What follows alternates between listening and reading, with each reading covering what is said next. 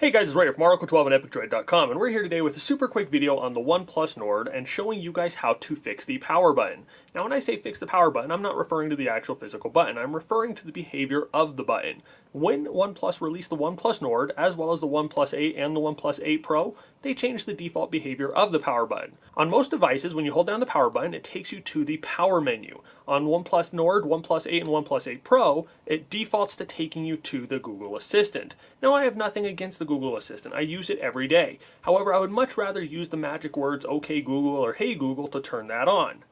So rather than being able to just hold down the power button to go to my power menu, I now have to hold down the power button as well as the volume up. I find myself accidentally taking screenshots a lot of times because I'm bumping the wrong button, so I hit the volume down and the power, which takes the screenshot.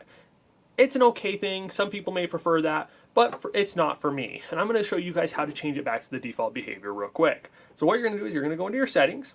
Under settings, you're going to go down to buttons and gestures. And in here, you're going to go down to the press and hold the power button option. In the press and hold power button option, you have two different options. You have power menu as well as voice assistant Google. If you click on the voice assistant Google, you can change that. On my OnePlus 8 Pro, I also have the option to use Alexa. It's not available here on this one, but you can turn it off so you can do it. So if you hold down the power button, it doesn't do anything. You can do it so if you hold down the power button, it takes you to the Google Assistant, or you can switch it over to the power menu or the default behavior on most other phones.